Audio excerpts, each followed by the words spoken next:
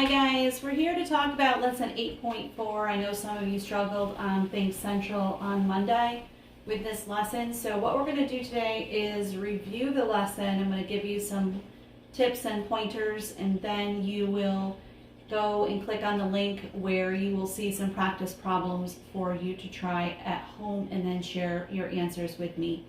So it's super important that you guys keep up with your work on a daily basis, especially in math.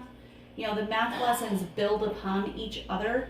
And if you're not doing the math lessons that I give you specifically Monday, Wednesday, Friday, because Tuesday and Thursday are ready days, you're really going to get behind quickly if you don't keep up with the math lessons. They're super important for you to keep up with. So first we're going to, and this lesson refers back to changing mixed numbers to improper fractions and improper fractions back to mixed numbers, which I did YouTube videos for you before. So hopefully some of this will start to ring a bell.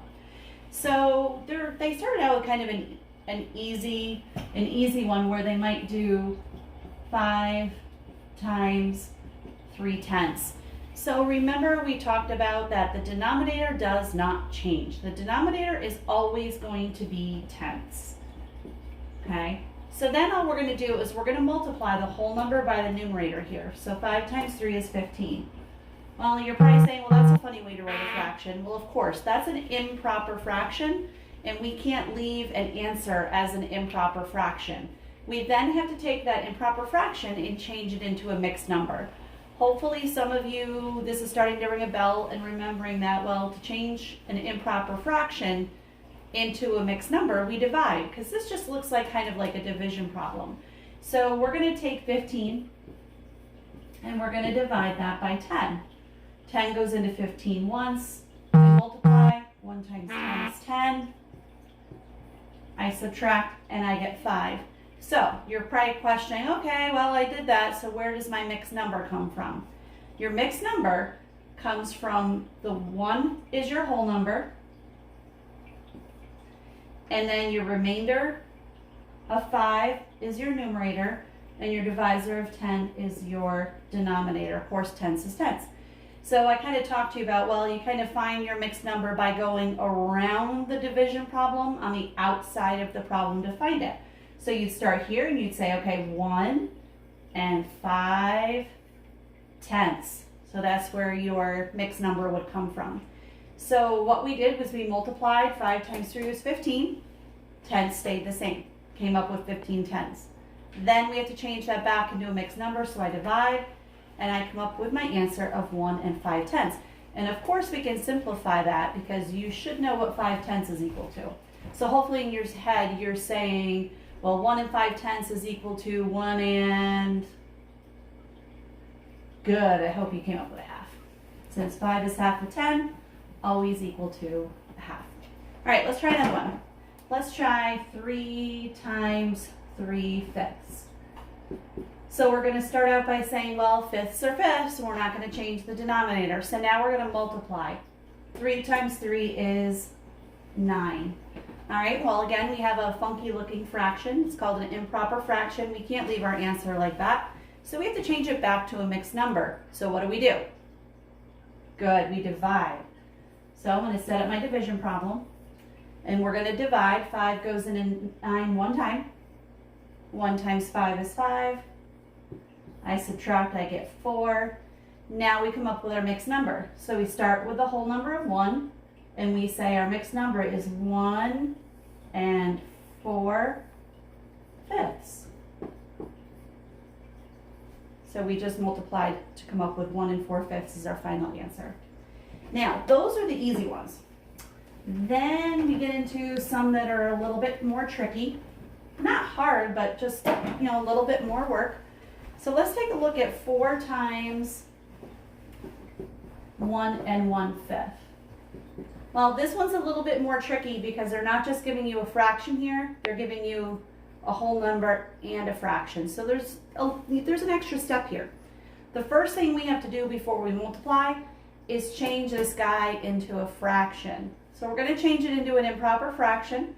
Some of you hopefully remember how to do this. We put a little multiplication symbol in here. and an addition symbol, and we start with fifths, and we say 5 times 1 is 5, plus 1 is 6. So this gets changed into 6/5. Now we can multiply. So all we did here was change this into a fraction so we can multiply. So fifths always stay the same. And then we multiply. 4 times 6 is 24. Again, improper fraction, have to change it back into a mixed number. We have to divide. So 5 goes into 24 4 times. I multiply. 4 times 5 is 20. I subtract, and then I find my mixed number. I start with 4, and I say 4 and 4/5. So that's our final answer. So this one had a little bit of an extra step because we had to change this guy into a fraction before I could actually multiply it. I can't just straight out multiply. I have to change that guy first. So it's a little bit of an extra step to get you to that improper fraction to then divide to find your answer of a mixed number. Because remember, you can't ever leave your answer written as an improper fraction. So I'm gonna show you one more, and then I'll set you free to try some on your own. So let's try 2 times 2 and 1/3. So again, this one's a little bit of an extra step because you have to change this guy, this mixed number, before you can actually multiply anything. So I'm going to put my little multiplication symbol in here and my addition symbol just to remind me of how I come up with my improper fraction. So I'm going to start here. I'm going to say 3 times 2 is 6, plus 1 is 7. So this guy just got changed into 7/3. I carry down my 2 because I still need to multiply by 2. So thirds stay thirds, stay thirds, stay thirds. Then I multiply. 2 times 7 is 14. Okay, so what do I have now? I have an improper fraction. So now what do I have to do to change that improper fraction? Good, I have to divide. So 14 divided by 3. 3 goes into 14 4 times. I multiply. 4 times 3 is 12. I subtract and I get 2. So now where's my next mixed number? I start at the 4 and I go around the outside edge.